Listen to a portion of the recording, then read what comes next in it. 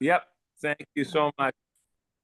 I'm going to call the meeting of November 4th to order at 9 o'clock on the dot, says my Yep. AT&T.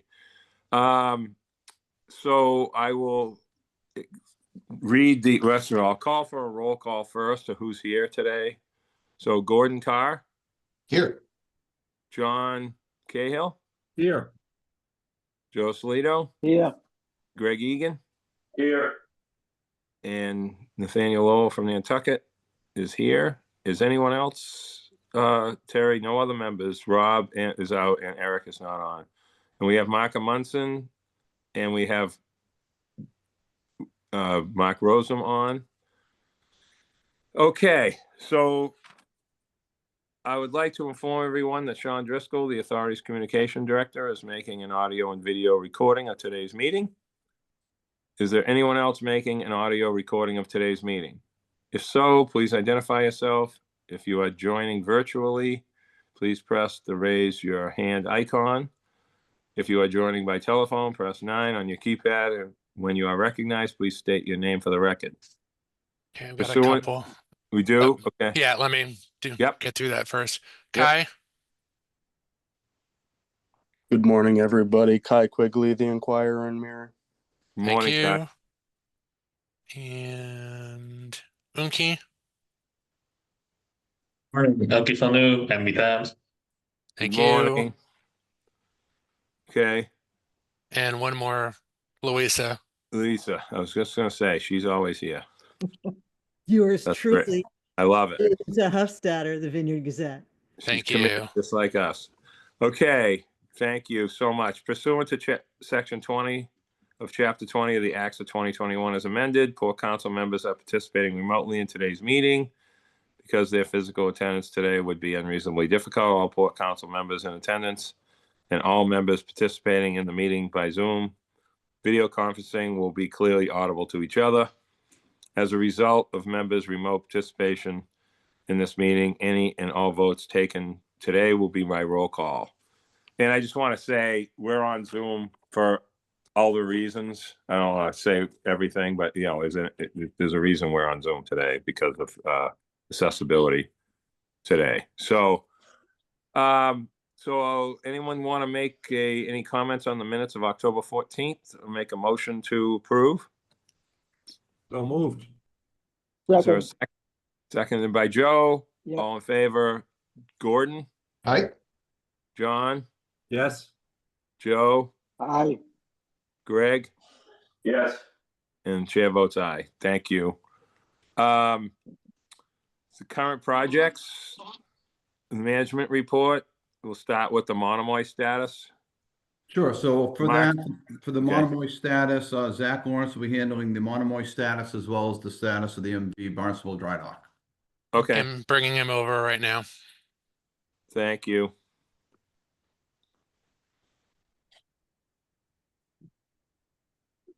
Good morning, Zach.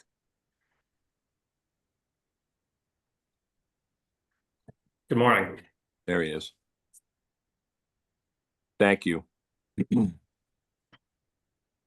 Sorry, we're starting with the, I don't know the agenda in front of me. You want to start with the Monomoy? Monomoy. Okay. Or whatever's easier. Monomoy's fine. Okay. Yep. 1 second. Sorry.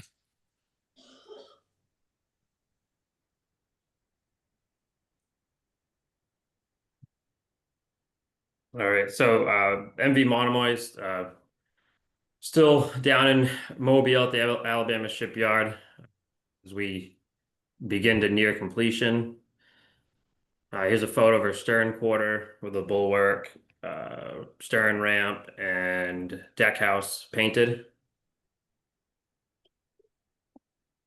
A photo here of the wheelhouse, the forward console, put back together as they begin testing all the wheelhouse equipment. Here we have a photo of the freight deck, so they're prepping for the final non-skid and top coat of the deep blue-gray.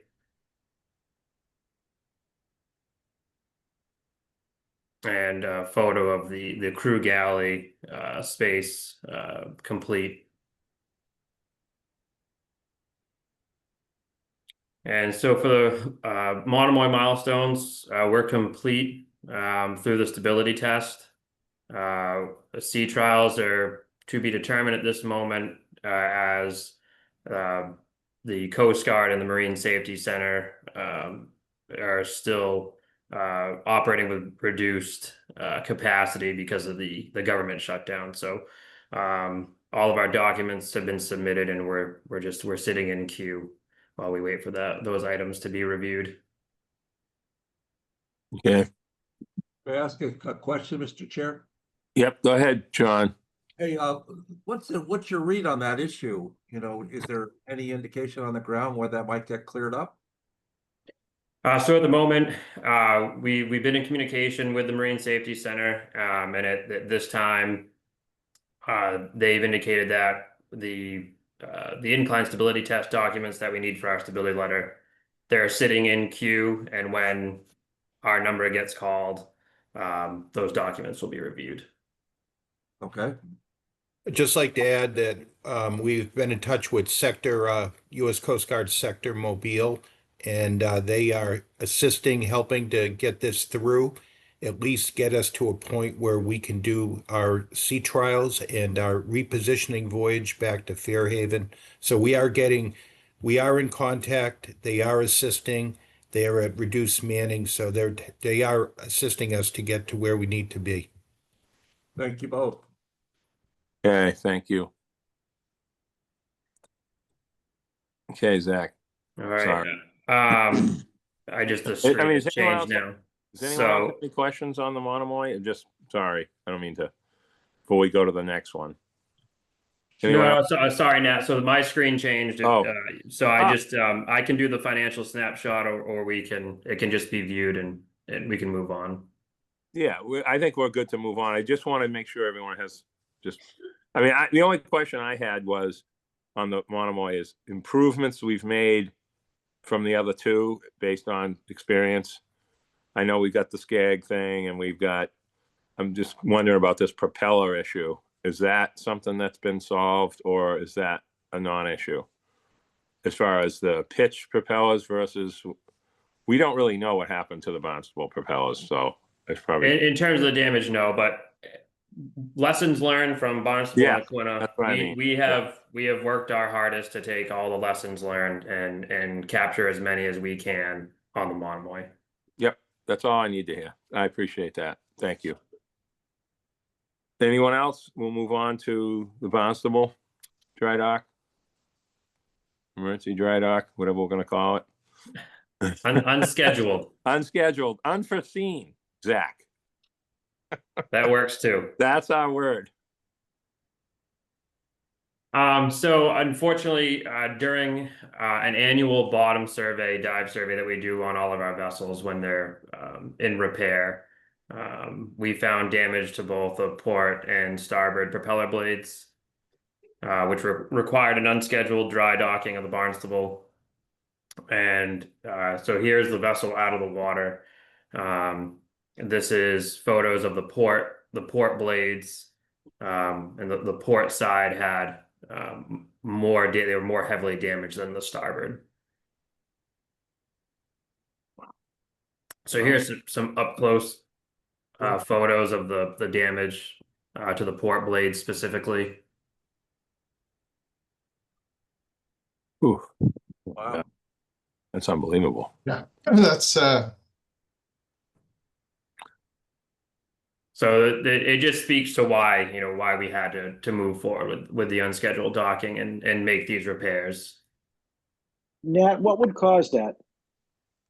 We're still investigating into when and where this damage could have occurred, because there as of this moment, no reports were made from the vessel for this type of grounding. Yeah, just like to add that we've also inspected this vessel operates at the same draft on the Nantucket to Hyannis route as the Woods Hole and the Aquina. We have inspected both the wheels on the both vessels, and they're all in good order. Yeah. This is unbelievable. It would have been happening already if it was something that they were continuously doing, hitting or touching or whatever we want to call it. And to Mark's Yeah, just point, like would be that, happening on other also- boats. Yeah, just like to add also that we're going to be engaging and doing an area, we suspect an area in Hyannis with side scan sonar and an ROV of some areas, but right now we don't know exactly where it happened. As a matter of fact, we were very surprised.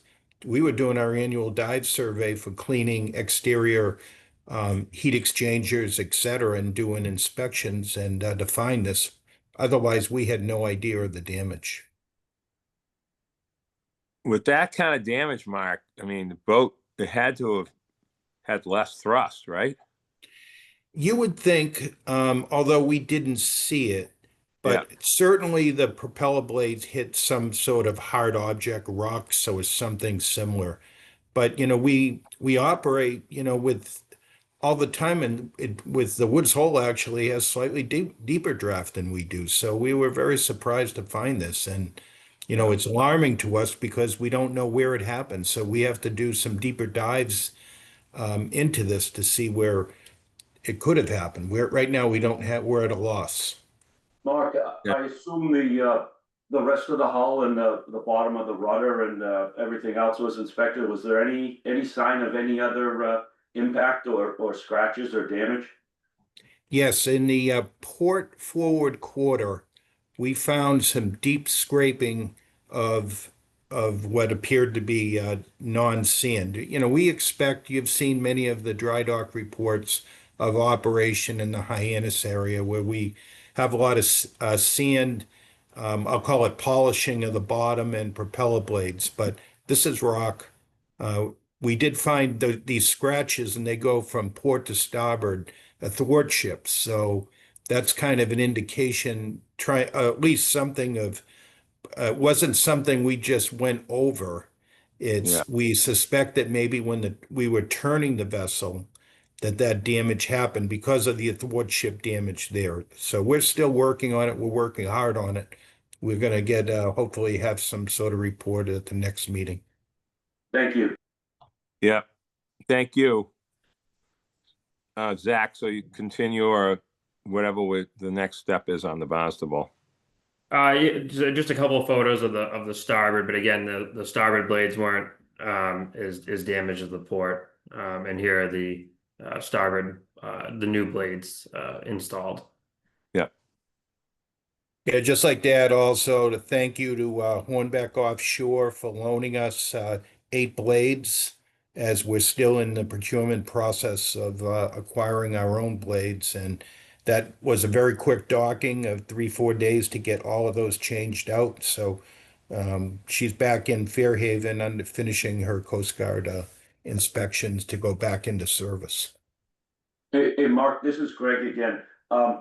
Was there any, obviously you said there was no sense of vibration or anything. Is there any, you're still researching it, but any sense of when the damage might have occurred and or how long the vessel was run with the damaged wheels? We have no idea of that, Greg. That's the thing. We can't put our finger on the date. It was not reported by any of the ship's crew. So we don't know at this point, but we're working at it. Thank you. Okay. Thank you very much. If anyone else has anything, otherwise we'll move on to the Woods Hole terminal. I'm not sure. Yeah, I'll be doing taking that. Okay. Thank you. Okay, so work continues on the Woods Hole terminal, including the main terminal building and the utility building. Next slide, please. So they have glass wall partitions are installed throughout the utility building. Next. This is the switchboard area tying in the new emergency generator and also the existing switchboard. Next. Got the epoxy finishes are going throughout the first floor utility building. We're expecting this building to be complete at the end of the year. Next. picture of the stairwell going from the first floor outside the elevator. Next. Get the wood soffits are installed in the utility building. Next. Contractor works is continuing with getting ready for the concrete pour outside the main ticket building and also on the east and west sides, the utility building. Next slide. This is metal studs continue to be installed on the terminal building. Next. And finishing up plumbing in the mechanical room. Next. Painting on the exterior posts outside. Next slide. Rebar is installed, getting ready for a 100-yard concrete pour outside the terminal building. Next. Stone siding continues to go up. Next slide. And the contractor building stairs and a bridge of trades outside the terminal building. Next slide. Okay, to date, we have the current estimate is 36.3 million. We've had change orders to date, a very small percentage, and right now we're looking to complete the utility building by the end of December, and also the terminal building is on schedule for a May 15th opening. With that, I'll take any questions. Okay, Gordon, was that you? Oh, no, never mind. Sorry. No, I'm good. Construction project. John, Joe, I'm okay. good. Thank you, Thank Mark. you. Okay, the reservation system replacement project. Okay, if we could bring the slide up.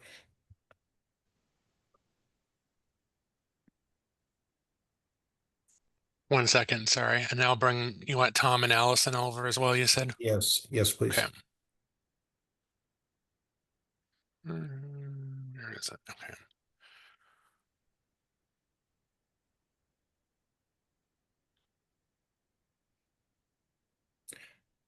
Okay, good morning again. I have Allison and Tom Ennis from Gibbous with us as well. I want to give an update of the True North status of the reservation system.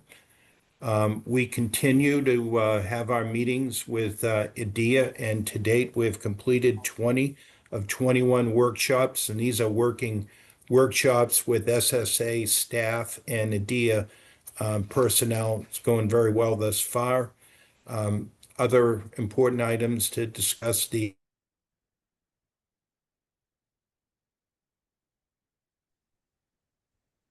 Uh-oh. Uh-oh. Oh, boy. I'm glad it's not me. Mark, we lost you. All right. Tom, can you take over? I'll go I across can the take hall. over unless Allison, do you want to jump in with your update? Maybe the steamship is having some trouble. So yeah, just to continue. It's always during the IT presentations. It's funny how that works. Yeah. Whoa, okay. All right, can you guys hear me? Yeah, we can hear you now. All right, great. All right, yeah. As Mark was saying, we've done 20 out of the 21 workshops with the DIA, finishing up the configuration discussions.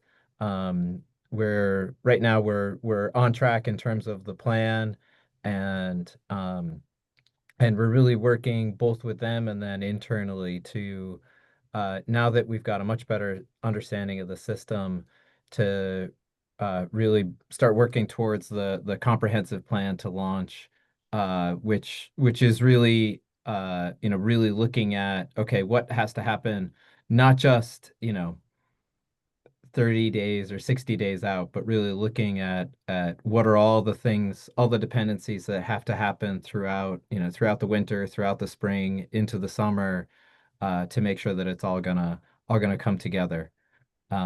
And is Allison, are you online? At the moment, I Okay. haven't lost it yet. All Again. right, great. Well, let me turn it over to Allison because she's gonna say a bit more about some of the individual work streams. Yes, I'm not sure what has been said because I haven't been online. Oh, I just gave an overview of the where we stand with the DIA and that we're working on the overall project planning. All right. And what we're seeing right now on the screen is our dashboard. As you can see, everything is in green, which is a good thing right now. We're just wrapping up the setup discussions with Adia, and we are actually in the sandbox. So we're actually playing around with the test system, and we're looking at how our current allocations are going to transfer or translate into this new system. So we're working on the lengths of our vessel lanes and how that's going to utilize the space. So no more 2 space, 3 space. Now it's all going to be done by footage, feet. We're still moving forward with our work streams on the infrastructure and policies and procedures. So that's all going really well. And we have another actually meeting this afternoon, an internal one in regards to some of our policies, procedures, and different things that we're working on that might have to change. So anything else? And then I would just add the in terms of the change management. So we're still working on the town halls. We were shooting for November, but realized that the timing was just too tight. We wanted to make sure that we had a little trouble nailing down the locations, and because of that, we wanted to make sure that we gave everybody enough notice to make sure that they can arrange their schedules and come and talk to us. So we're really excited for those to happen. And we'll be hopefully communicating out shortly, maybe in the next week, when and where those are going to happen so that so we can have a good turnout. But Tom, we're shooting for what, the first week in December, roughly? That's correct. Yep. So looking at first week of December for discussions on both the islands. And then there will be another discussion on the mainland. Nat, is this system going to be ready for next October, November of 26? We're still on track for that. Yep. Okay. Okay. So October, November, Joe, is when we book reservations for travel in January. So no, yeah, that's what I meant. Yeah. Yeah, just want to make sure we're all on the same page. Go ahead, John. Did we sign the contract? I have a text to find out if it's Bob is traveling today or was traveling yesterday. I'm waiting to find out if he signed it. So if it's not signed, I expect it to be signed by the end of today. Correct, Terrence?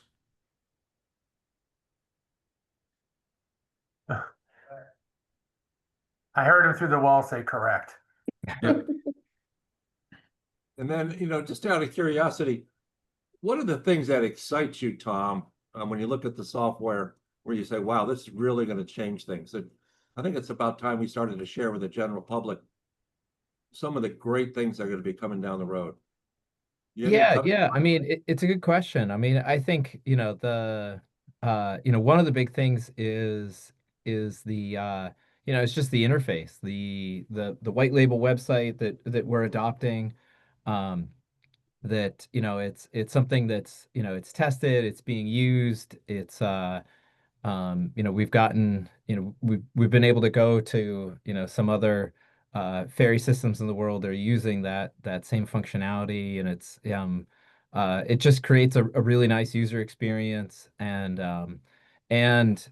it has the benefit of it also is the same experience on your phone, so that you're not going to be having this challenge of right now there's the website, and then there's some different mobile experiences that kind of grew over time, that all work, but now it's going to be kind of one one common experience across all those different platforms. So whether you're on the desktop or on your mobile phone. You know, and one of the things we talked about last was at some point you want to have a beta group of islanders from Nantucket, Martha's Vineyard, and the Cape being able to utilize it.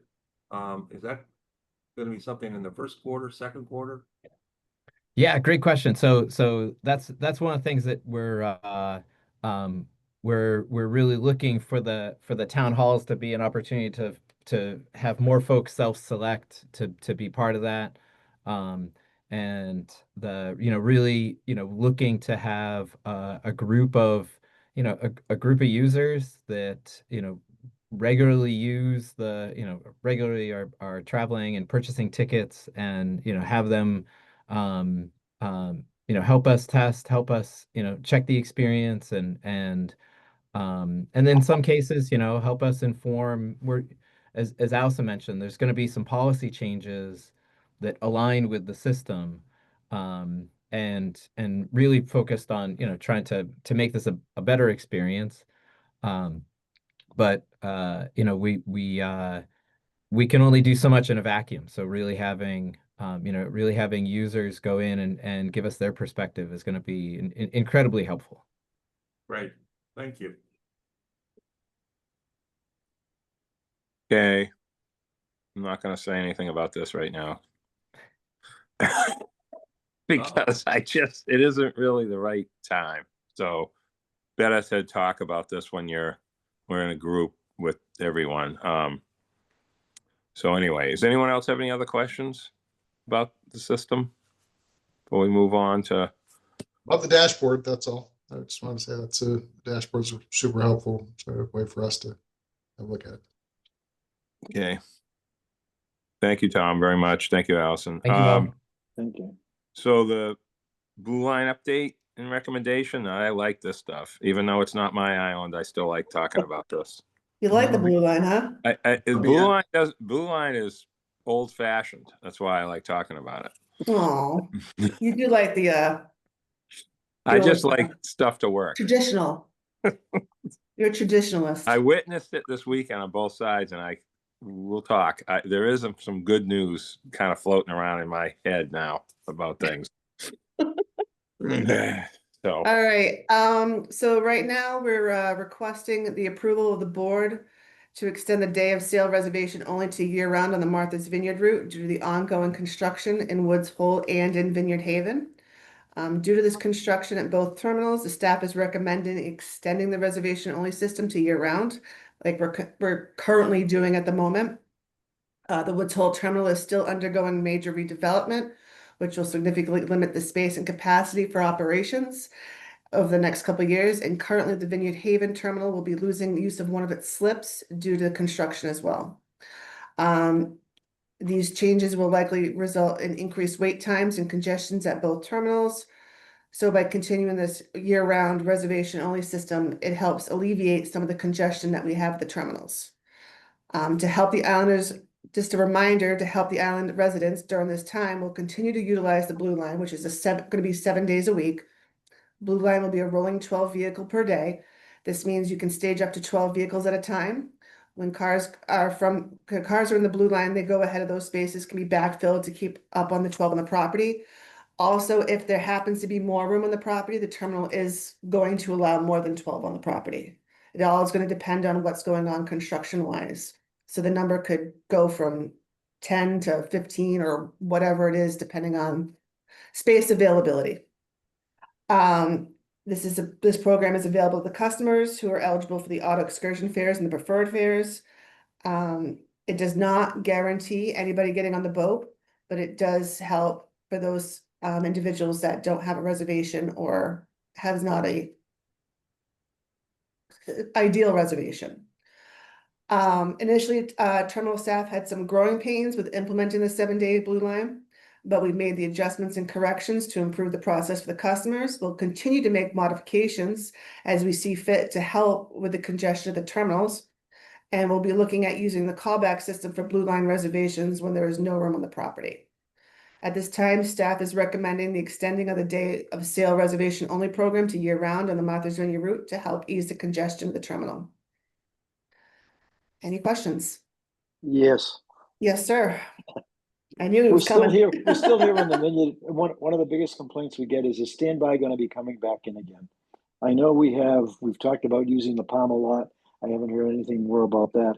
But that's a big concern here on the Vineyard, is the standby. Nantucket has it. I know they're a little different, but the people here really want standby to come back. Is that something in the future, once the construction is finished at the It can be, terminal? yes.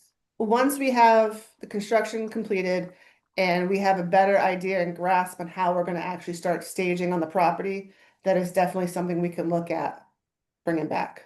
It's Thank you. not 100% out, but it also is gonna be subject to what's gonna happen at the terminals. Thank you. So I have a dumb Nantucket question for the Vineyard. Sure. So the blue line is not standby? It's people with a reservation that they don't No, want? it is standby for islanders who Okay, prefer an excursion. So, but I they don't think have to have a reservation to be in the blue line, correct? no, you can have an Okay. open ticket.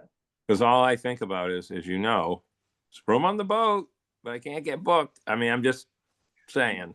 I'm assuming what Mr. Salito is talking about is during the summer when we have our visitors coming out. Yeah, Is the what ones he was that saying. actually are paying for all this. Okay. Yes. Just He's saying, not talking about the islanders, he's talking about people visiting the just island. being Yeah. truthful. Okay. Both actually. I So, just think about that, I improving mean- the overall perception of boats not being full at times where they can be full. Right, and Not Blue Line on is literally trips that just they can't. islander standby, Okay. basically what it is. Allison, in that vein, could we also, for the future, be considering staging something up at Palmer also? I know we've talked about that since I've been on the Port Council, but is that something in the future that we can discuss and maybe We can doing definitely, staging? I up? mean, anything is open for discussion, absolutely. Because I've always been of the theory, if you don't have a reservation, you don't go to Woods Hole. Do everything up at Palmer. And if you can have 20 cars be on standby down there, just send standby down. As mentioned before, we used to do that years ago here in the Vineyard. We'd stage them up at the Tisbury Grammar School when we didn't have the big parking area, and just send so many cars down. You'd radio up and send them down. Thank you.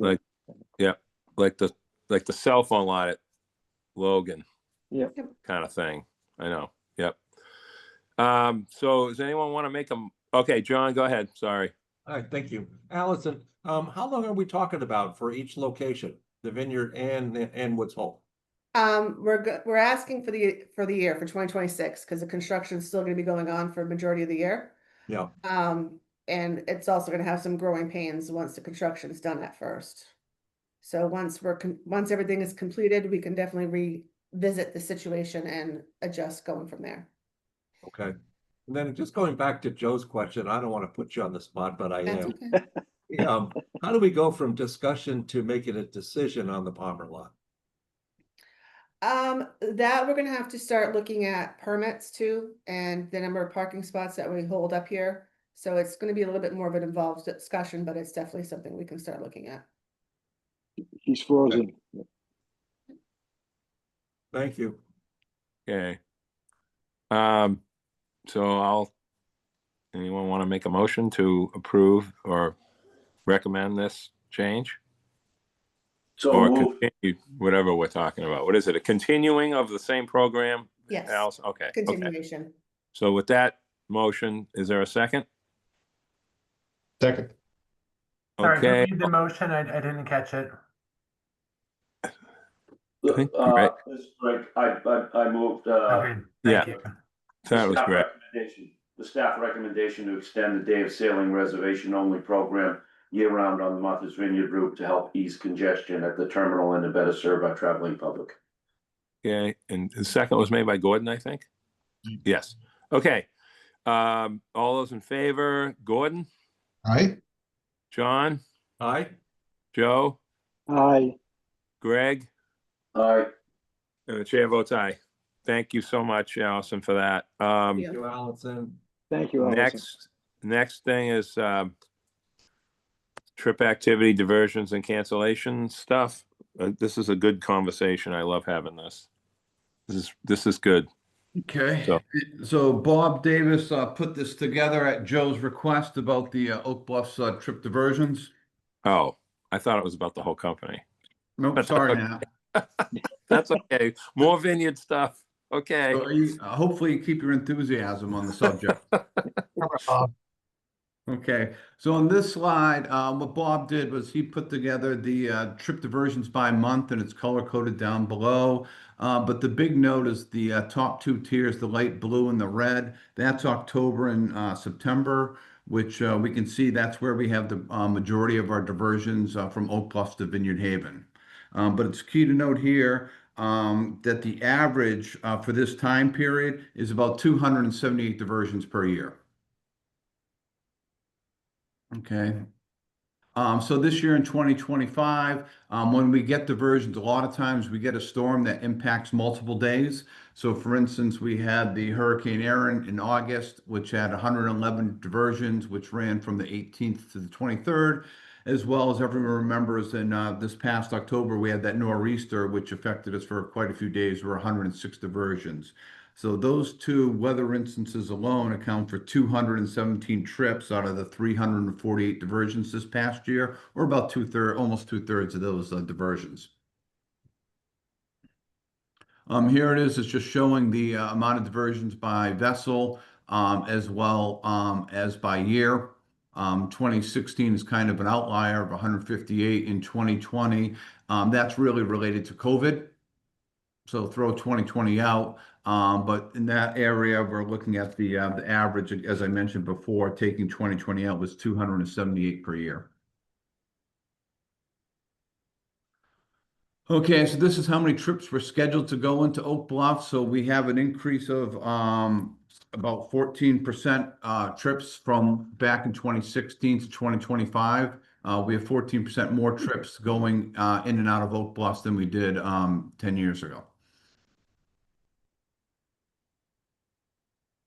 And so the net effect is that we actually had more trips back in 2016, trips that actually traveled when you take the scheduled trips minus the diversions.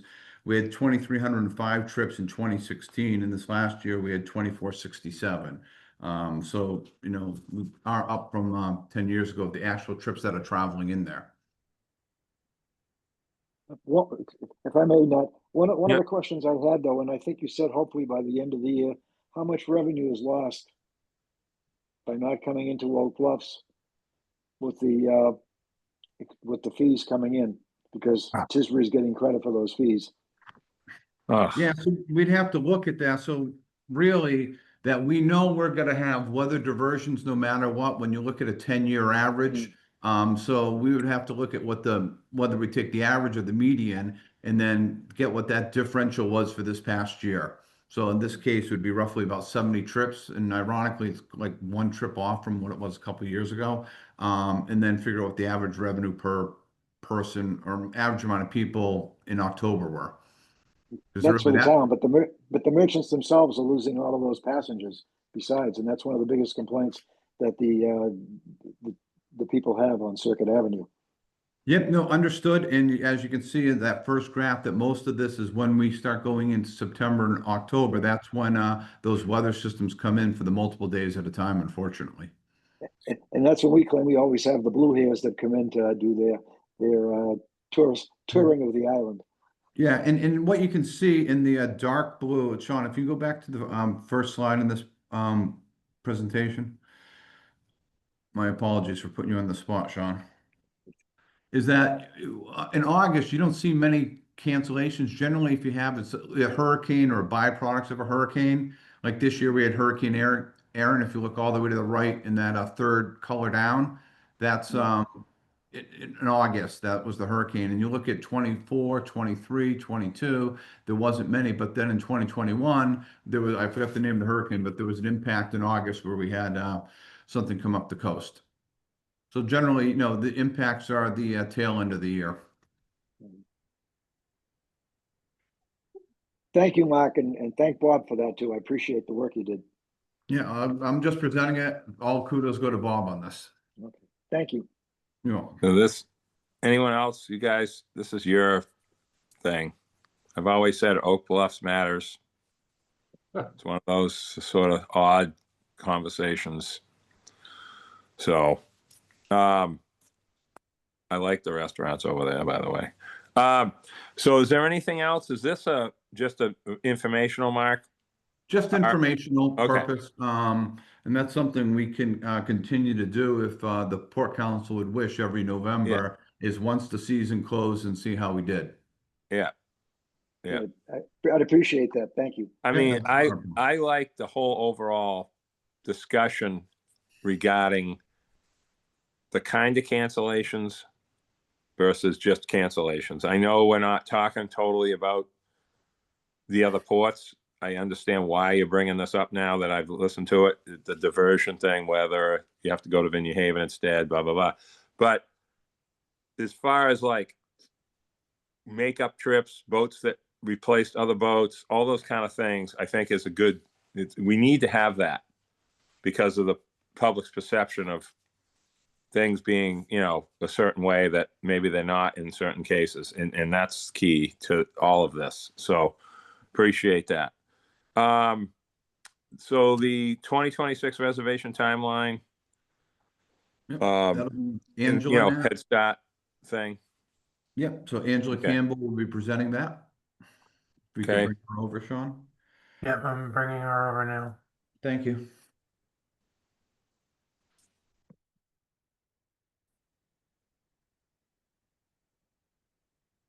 Good morning, everybody. Good morning.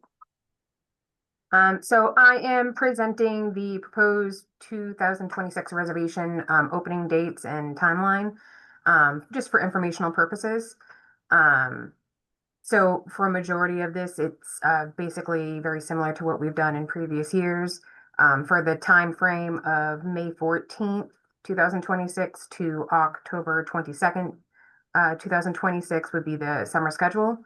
The Head Start period would be from January 13th, 2026 to January 26th, 2026. The first week, the 13th through the 19th, will be for non-transferable Head Start reservations only, for those reservations that are going to be booked directly into the account holder's name.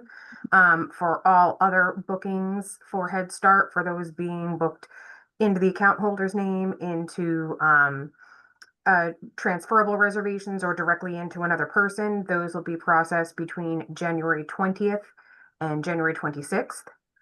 We then will do our general internet opening for Nantucket, January 27th through February 2nd.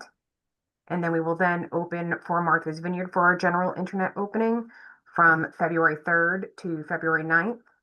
And then our phones will open on February 10th, 2026. Our fall schedule, which is October 22nd to January 5th, 2027, will open on June 17th, 2026. Our winter spring will be from January 6th, 2027 to be determined date once we get into that scheduling period. Those reservations will open on October 20th, 2026. Again, similar to the dates that we had this past year, just off by the day of the week. Head Start will be available to those approved and active participants in the 2026 preferred or excursion programs. Participants are allowed to make up to 10 reservations one way or round trip before the general public. Of the 10, no more than 5 reservations made during the Head Start may be booked in another person's name or account. Of those 5, no more than 3 can be made as transferable, made during the Head Start period. And again, this will be for a 2-week span. The first week, again, will be for the non-transferable. The second week will be for the transferable and those into other people's accounts. Non-transferable reservations, again, are for the account holders only. The Head Start qualifications must be that they are in either the Excursion or Preferred program. The accounts are valid for 2 years. For 2026, we will renew applications for all persons whose account ends with an even number. These will expire at the end of 2025 if not renewed. Applications submitted after January 1st, 2026 will also have a 2-year expiration date. Account notifications will include the expiration date. All customers whose account expires this year will be sent a renewal application at least 30 days prior to the expiration, allowing the customer time to submit in the renewal. Applications will also be available on our website under policies, forms, and information. The Excursion program allows participants the ability to purchase excursion fare reservations and access booking with preferred space. Approved applicants are also eligible to participate in the Head Start program. Excursion program currently has about 15,696 participants. To participate in this program, customers must be on your designated town street list. You need to provide a copy of your valid Massachusetts driver's license with your island address and provide a copy of a valid Massachusetts vehicle registration, again showing your island address. The preferred program allows approved applicants the ability to access booking of preferred space and reservations at full fare. Approved applicants are also eligible to participate in the Head Start program. This program currently has about 3,369 participants. To participate, 2 of the following types of documentation must be submitted with the individual's name and island address issued in the last 30 days. So a telephone bill, a water bill, cable or satellite bill, electric bill, or similar utility bill to participate in this program, and a copy of your vehicle registration, regardless of where it is registered. All vehicle reservations, except where noted in the Head Start process, are all non-transferable. Moving on to reservation hours, the Mashpee Reservation Office is open 7:30 a.m. to 4 p.m. daily. The office is closed on New Year's Day, Thanksgiving, and Christmas Day. For extended hours, the reservation office will be open from 7 a.m. to 7 p.m. every Friday, Saturday, Sunday, and Monday from June 19th to September 7th. Also along that would be May 21st through May 26th to cover Memorial Day, June 30th to July 2nd to cover for 4th of July, September 8th for Labor Day, and October 9th and 12th for Columbus Day, or I'm sorry, Indigenous People Day. We have our extended office hours. We have our phone number for our day of sale and our high speed that will both be manned from 7 a.m. to 7 p.m. And then we also have the Blue Line standby program, as Allison previously mentioned. We will be having that during these periods of times as well. Does anybody have any questions? That number you gave total, is that for both islands, Angela? Yes. I'm assuming it is, has to be. Okay, just curious. Angel, for my own gratification, is that the odd or the even number this year on your profile number? Even. Even.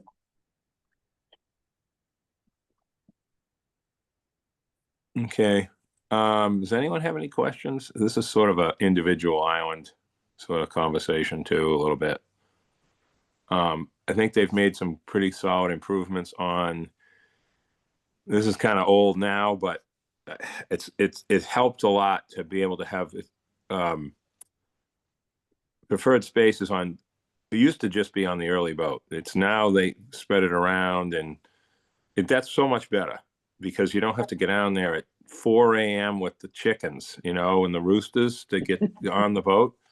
And I mean, you can still do that, but yes, we've expanded it. But you don't have to go then when you don't really need to. And that's good because it spreads out the boats during the day and gives people an option. A lot of people go away late for the morning medical from Nantucket. Like they're not going away at 6:30 for the next day. You know what I mean? Mm-hmm. So that's good stuff, and being able to make that better. Anyway, okay. Does anyone else have anything? I just wanted to say that. before we move on to business summary stuff. Thank you, Angela, very much for that. You're welcome. Conversation. Thank you. Is that it? Mark, this is you, obviously. So, Mark R. Jeez. Okay. Okay, so Sean will pull up the business summary for the month of September. Okay, so for pass and reminder, as always, all these traffic statistics are a one-way travel. So the month of September, we had total passengers for both islands combined. We're up 100 passengers, with the Vineyard route being down just over 900 passengers, and the Nantucket route being up just over 1,000 passengers. Year to date, we're up 1.9%, or just under 45,000 passengers, with the Vineyard route being up 1.5%, and the Nantucket route up 4%.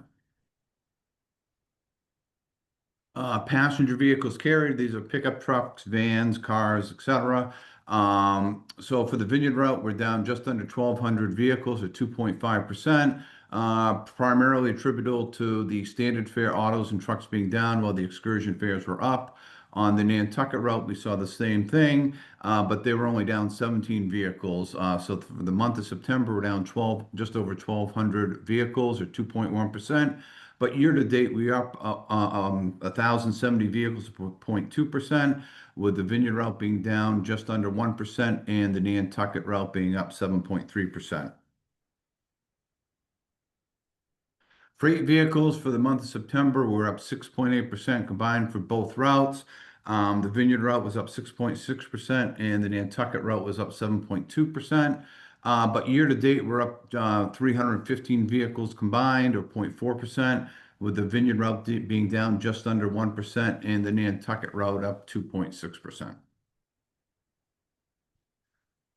Parking. Cars parked for the month of September were down combined 64 vehicles, or 0.3%.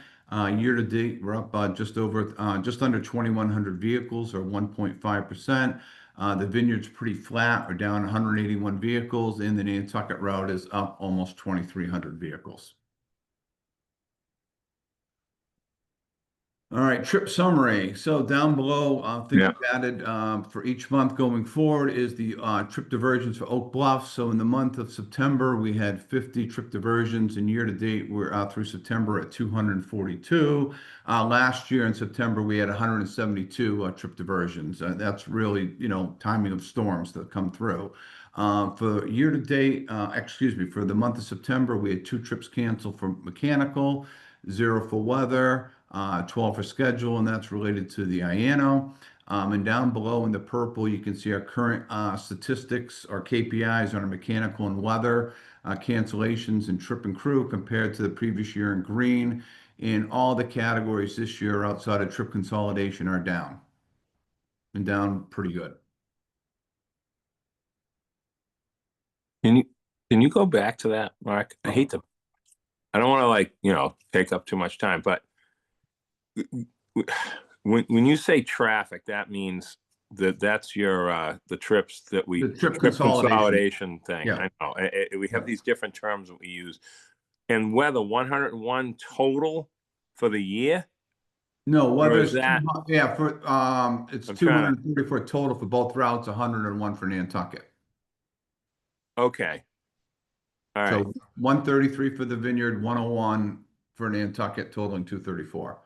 And so that counts to 1.22% of our trips, as compared to last year, we're at 1.89%. I find it impossible that the Vineyard canceled more for weather than Nantucket. Well, they have something else is going on.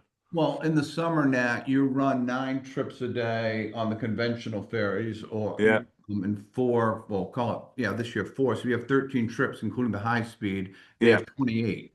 So when you have a storm, come through, it's got to be a 2-to-1, a 3-to-1 ratio. You have more of the one-offs, but when you have a day, like when we had Columbus Day weekend, they're going to lose a whole day, which would be 21 trips, round trips, or 42 trips, and you're going to lose half of that, a third of that. So that's how it creeps up. Okay. That makes sense. I can't believe that this hasn't come up before. in 21 years. I've never asked that question. Okay, thank So, you. Does that answer your question? That answers that one. Yep. Okay. And then Mark, just on the traffic thing again, just so that so I understand it. Those are consolidations from lack of demand. Yeah, yeah. So if we have a trip that says a freight boat like 8 o'clock at night and we don't need to run it and it's in the schedule, we'll notify the customers the trip's not going to run, and we will put them on either the big boat before or the big boat after. And both economically, environmentally, it helps. Yeah, I guess the point is that from a customer inconvenience perspective, the traffic column is not equal to the other columns, right? Yes, yeah, that's exactly. Like the mechanical is something that we're not planning on, or the weather, it's out of our control. The traffic is, we may have one vehicle booked on a boat. And you move them onto another one, Yeah. you know, in the same sort of general time frame. Yeah. Exactly. So anyway, it's just an observation, right? Like if we're looking at trying to minimize, you know, the customer inconvenience, for lack of a better term, or disruption from these, the traffic column is just different than the other ones. Yeah, that's more of a business decision versus a uncontrollable situation. Yeah. Okay. We got to change. Maybe we could figure out a way to change the word traffic, because I remember saying this before about this, but that term looks different than what we're actually saying. Yep, we can do that. I just don't know what you could do in that small space. I mean, some kind of abbreviate. I don't know, but I could change that to consolidation. Yeah. I think that'd be better. I think people know about that. Like what we Or did, efficiency or something like that, right? Like what we did, like Sunday, this past Sunday, is a good example of, you have a boat that's crewed, but it isn't in the system because it doesn't need to be. And then all of a sudden we have all these cancellations with weather, and then we plug it back in and it's just going to run because the crew's already there and everything works as normal. And it's also something for us to use as a data point, that if we know this trip is consolidating 80%, 70% of the time, you know, why is it consolidating? Should it be in there? And so to get that number down as well. So that's a KPI to look at, is what is the root cause and what can we do to not have to consolidate it? Does it need to be in the system? Say a Tuesday, Wednesday, Thursday, the trip's not a Monday, Tuesday, Wednesday compared to a Thursday, Friday, Saturday. The traffic patterns are much different in the summer, for example. Yep. Got it. fuel emissions, you could call it conservation as much as consolidation. It is. It's efficiency. I mean, there's it really means the boat is crewed, but it doesn't need to run, but there's no way to crew for that, like to not have a crew. It's actually better. It's sort of there's a whole bunch of ways to explain this. This used to happen a long time ago with the freight boats back in the day. We would double crew.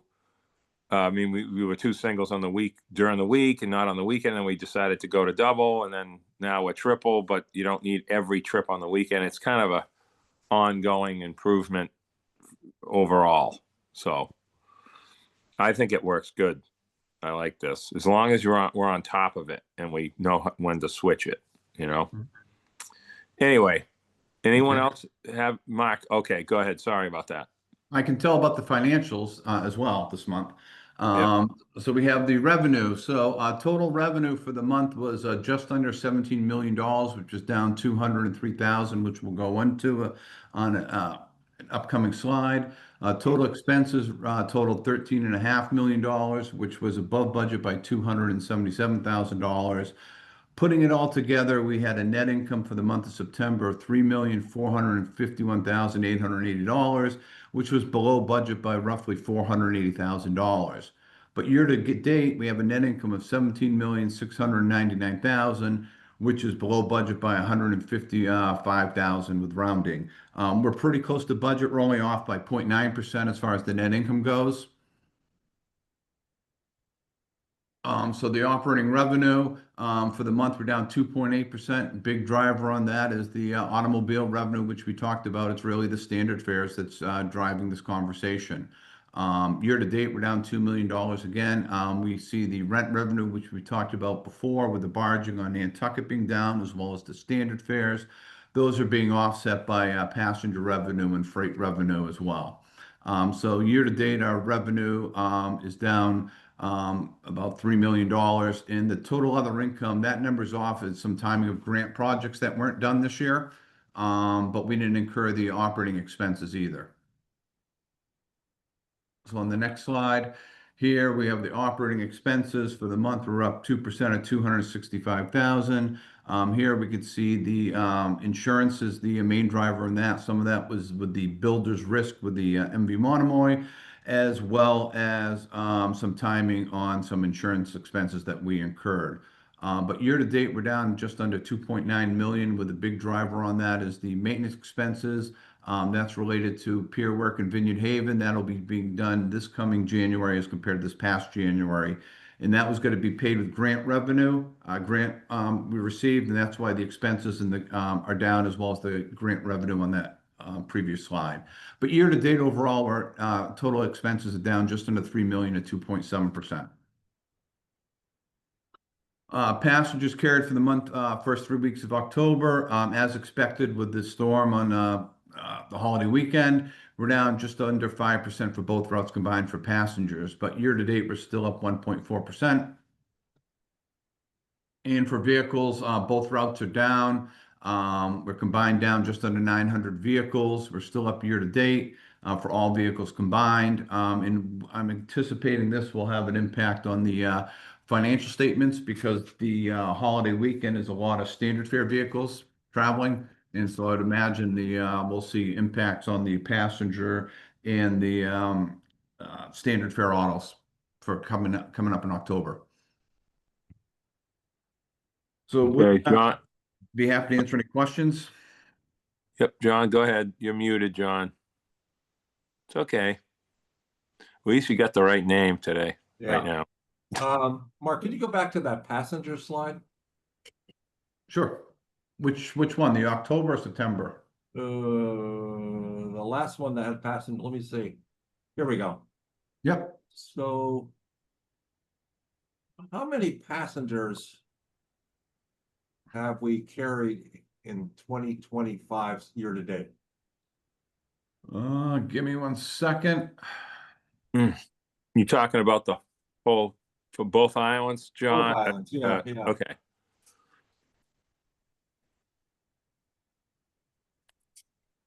Just got to pull that up on my computer. Well, if it's, we can talk offline if you want to. It's literally coming up as we speak. Are there any other questions while my spreadsheet opens? Well, and my follow-up to that is, do you know what the average cost or what's the revenue on those passengers year to date? I can get to that number. I'll email that out. Not to hold up the meeting, but I can get you what the average revenue per passenger is. Yeah. Okay. On this slide, the year-to-date variance, 35,340. That's additional. Yeah. So year to date, we've carried on the Vineyard run 2,069,185 passengers on the Vineyard route. The Nantucket routes carried 458,663, totaling 2,527,848 passengers through the third week in October. And Mark, I can give you the figures for 2024. Yeah, so 2024, we had 2,492,508 passengers through October 21st for both routes combined. Mark, I'm sorry, I got distracted. Say that again. So 2024, we had 2,492,508 passengers combined for both routes. Okay. This year, we're at 2,527,848 passengers through October 21st. Okay. And that's in two directions. That's for both. That's one-way travel. Yes. Yeah. Yep. All right. Okay. Cool. All right. Do you have a continuing slides, Mark, or are we finished? We can go over to the next topic if that's okay with the Port Council. Yep. I think so. No one else has a hand up, so we'll continue to the agreement with the school. Okay, so in your packet, there's a draft agreement with the Martha's Vineyard Regional High School District for their agreement for travel. The last contract, which expired in June 30th of 2025, was a 2-year contract whereon they paid $40,000 a year, which roughly represents 50% of their travel. Put in perspective, the Nantucket school system pays 50% of the actual invoices that they get for their travel as compared to a standard fixed amount contract. Talking with the school system, the last year of travel, it averaged to $100,547.50. So we're looking for a 3-year contract that averages $50,000 per year. The first year would go from 40 to 45,000. Year 2 would be 50. Year 3 would be 55. It would average to 50,000 per year. Payments would be in 10 increments of either 4,500, 5,000, or 5,500 per month. The term of the contract would be from July 1st, 2025 through June 30th, 2028. And so we're looking for approval from the Port Council to recommend this to the board for approval. So this is a Vineyard issue. I just say yes. It's the same thing on Nantucket. Now you pay per. Do we do that? Yeah, but we do per person. Per person. They have a fixed rate contract where we do a look back almost.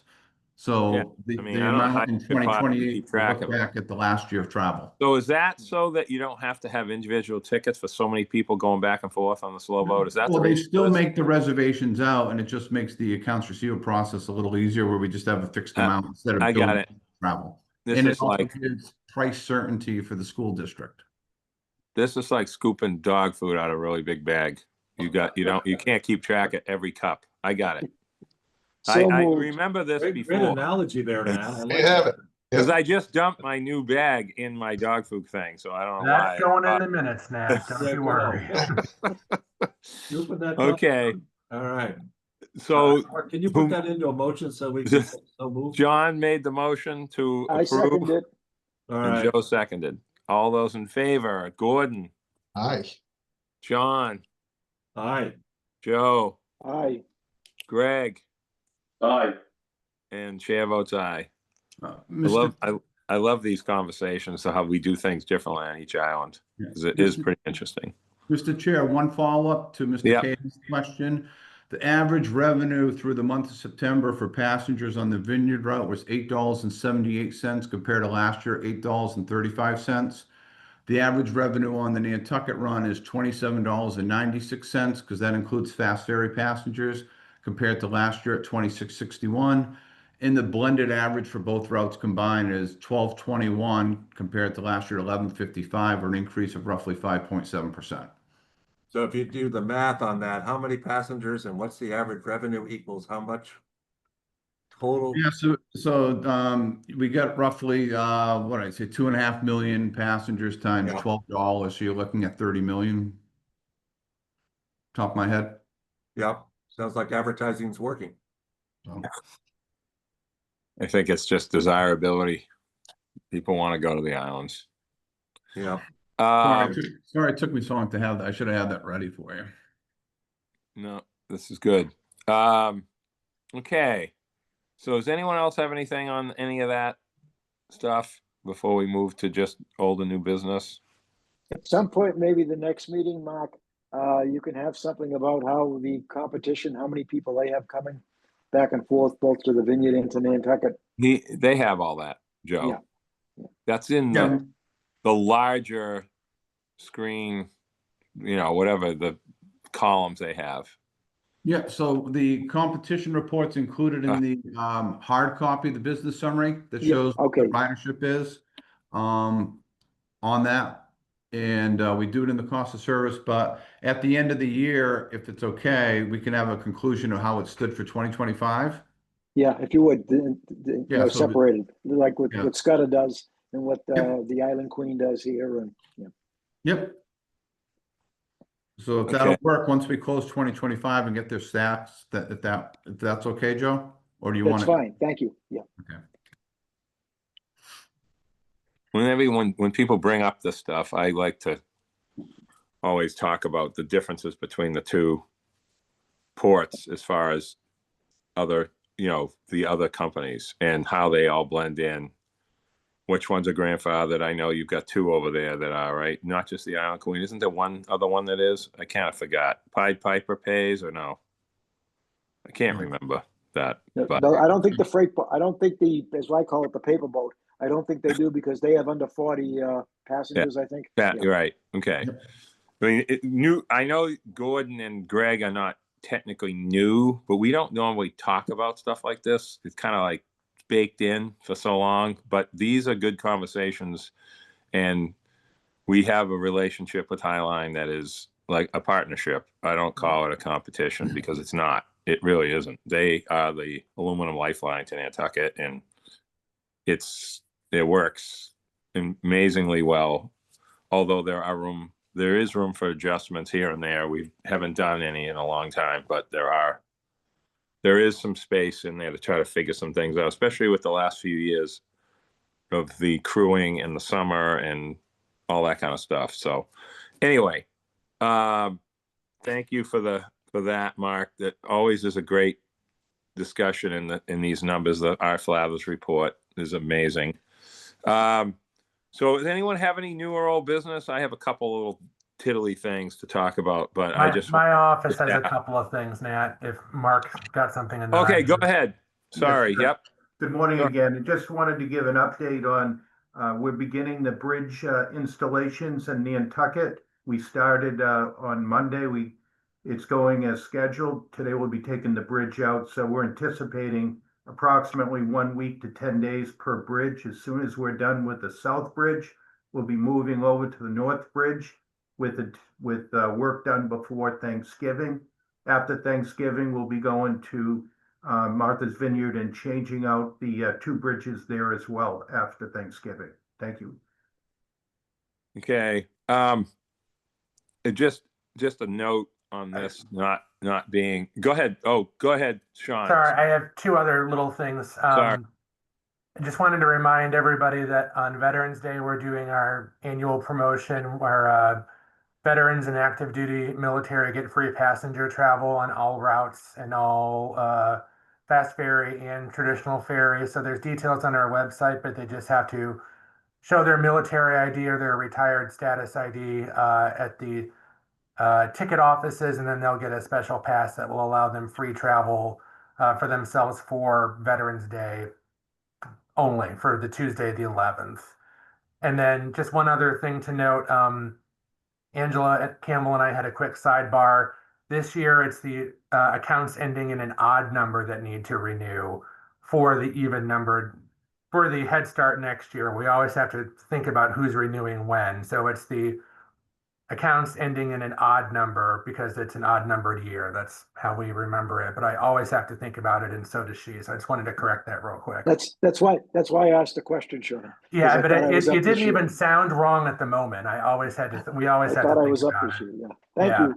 And one other thing, Mr. Chair. Yep. In that we'll be looking to augment our Thanksgiving service as we've done in previous years, and once that's finalized, in the near future, we'll be releasing what additional trips will be augmenting our service. Okay.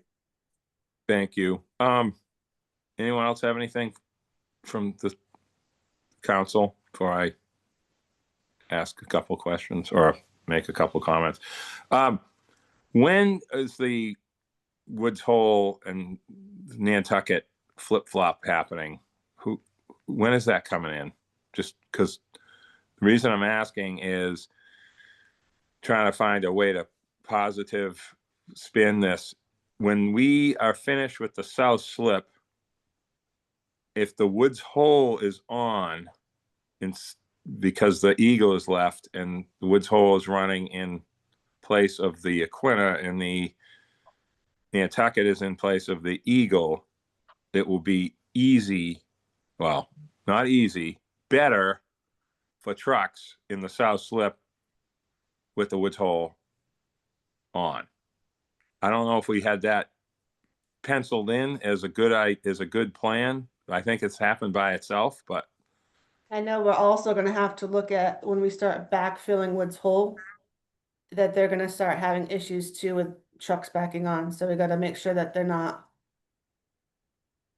That's not Backfilling the building. terminal. Okay, Yeah. okay.